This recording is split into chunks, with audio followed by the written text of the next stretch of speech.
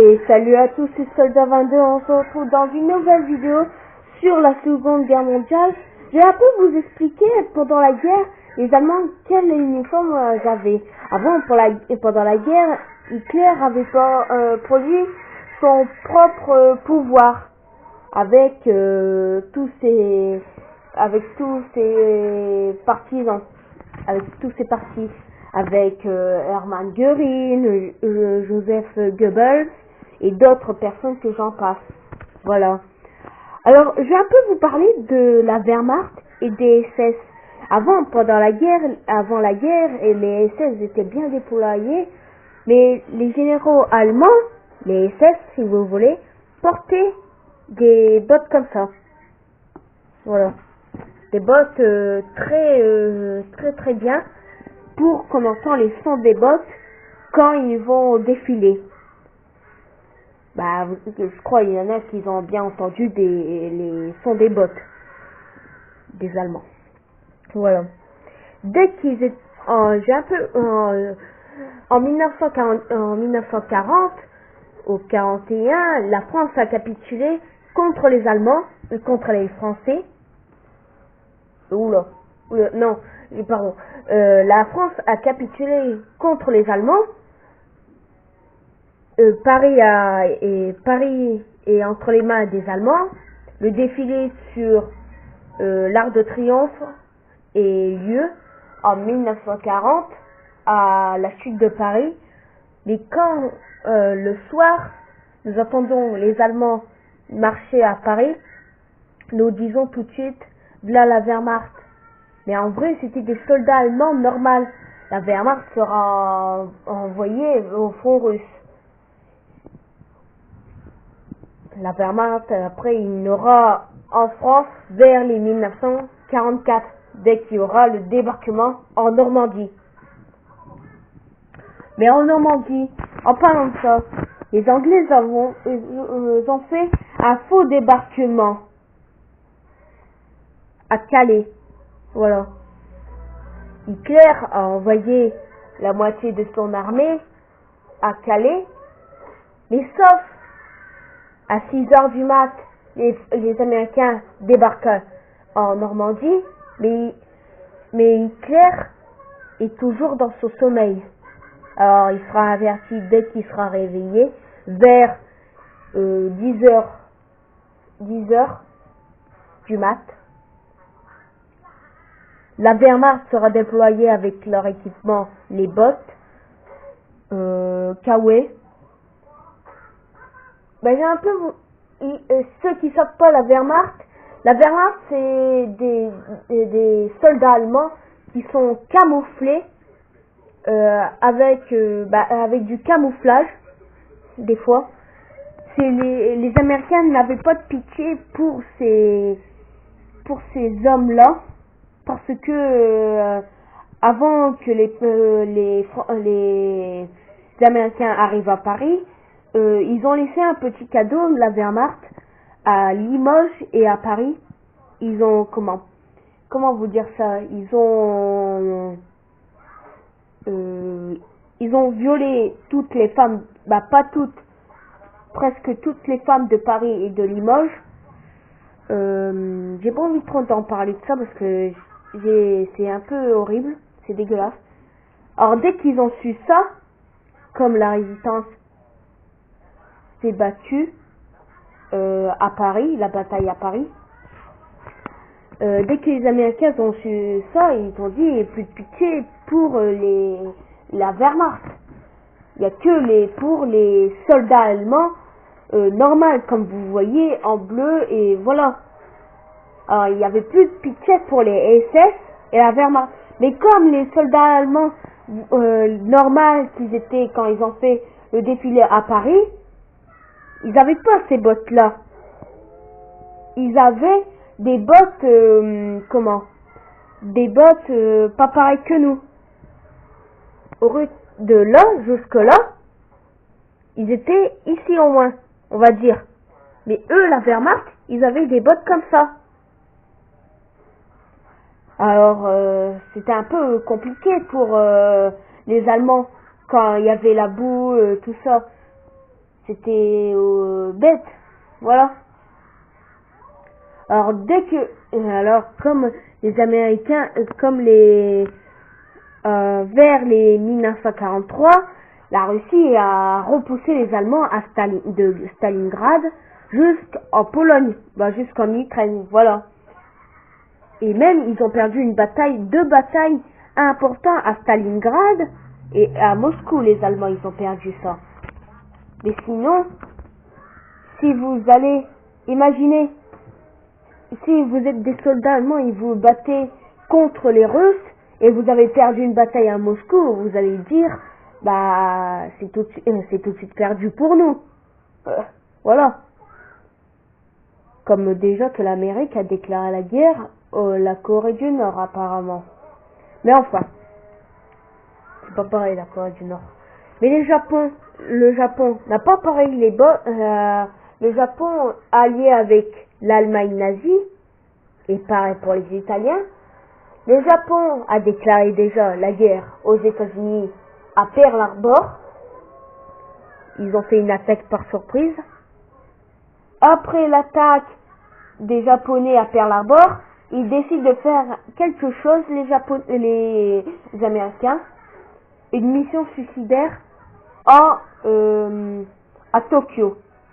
Ils envoient plein de B-17, des gros bombardiers américains sur Tokyo. Mais bon, ils ont gagné, mais il faut qu'ils atterrissent en Chine, comme ils n'ont pas assez de pétrole pour porte-avions, parce qu'ils étaient venus en porte-avions.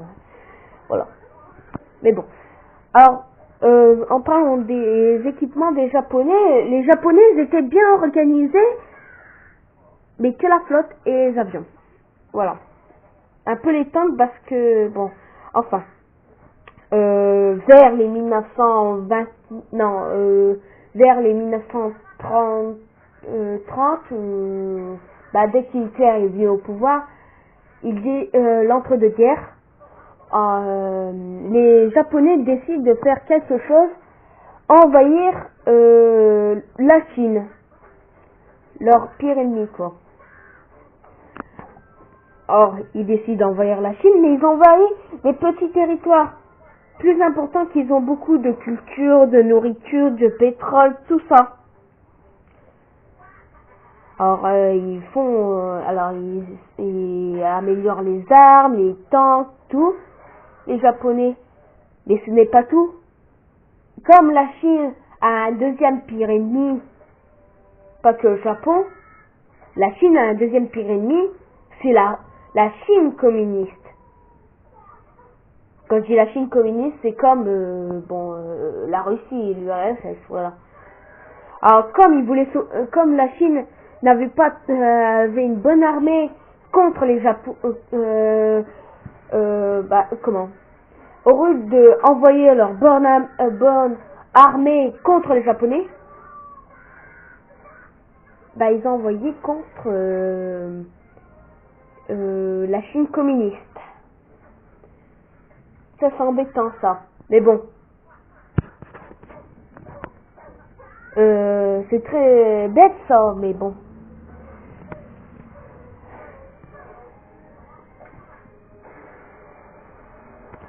Mais retournons un peu en Europe. Alors, je vous ai dit, l'Allemagne nazie, ils étaient bien équipés avec la Wehrmacht, les SS, tout ça. Mais parlons un peu des Italiens. Les Italiens, ils étaient équipés comment? Alors, je vais vous dire tout de suite, les Italiens, ils étaient bien équipés. Non, en vrai, non. Ils étaient pas bien équipés. Ils avaient pas une bonne armée, les Italiens, mais bon. Encore maintenant, ils ont des belles relations avec l'Allemagne. Pour l'instant. Or, comment vous dire? Pendant la guerre, les Allemands ont fait, je vais vous dire vers les 1936, dès qu'Hitler est venu au pouvoir, Hitler met son nouveau pouvoir, le Troisième Reich. Voilà. Mais elle demande à des pays quels sont ses projets. Alors, elle commence par l'Italie et le Japon. Alors, l'Italie veut conquérir toute l'Afrique du Sud, l'Afrique de l'Ouest, l'Afrique de l'Est et l'Afrique du Nord, voilà. Alors, vers les 1941, la bataille de l'Afrique, Hitler envoie un bon maréchal, c'est maréchal Pétain, maréchal Rommel, ou Erwin Rommel, voilà. Mais voilà, ainsi de suite. Alors, comment? Et le Japon veut conquérir tout le Moyen-Orient, toute l'Asie et un peu du Moyen-Orient. Voilà. Et c'est un peu bête, mais bon. Alors, mais les Italiens, ils étaient équipés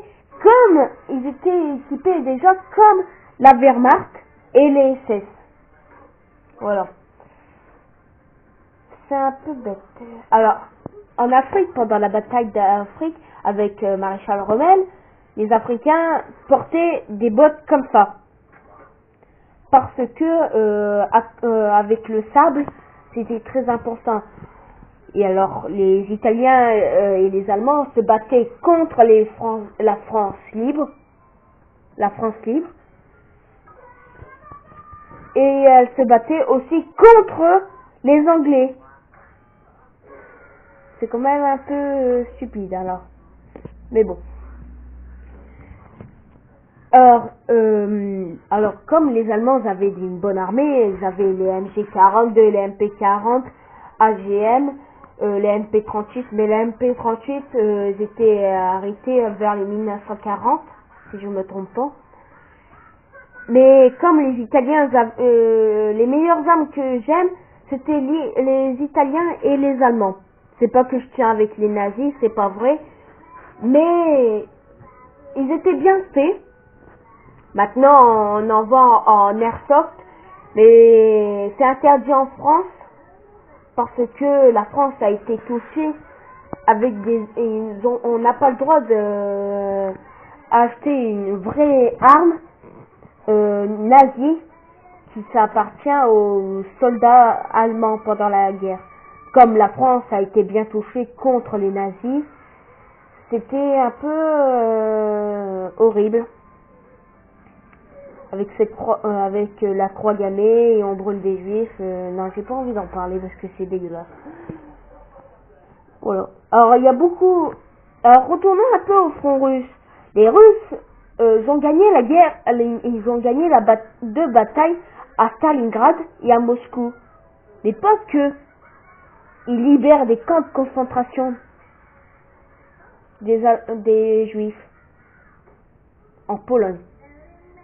Ils libèrent Auschwitz, d'autres camps que je connais pas. Voilà. Alors, bon, là j'ai bien dit. Alors je crois on va s'arrêter là. N'oubliez pas de liker ma vidéo, abonnez-vous à ma chaîne et dites-moi si vous voulez que je continue d'autres équipements. La prochaine fois, demain ou tout à l'heure, je ferai un équipement sur les casquettes nazies. Voilà. Ciao tout le monde. Peace.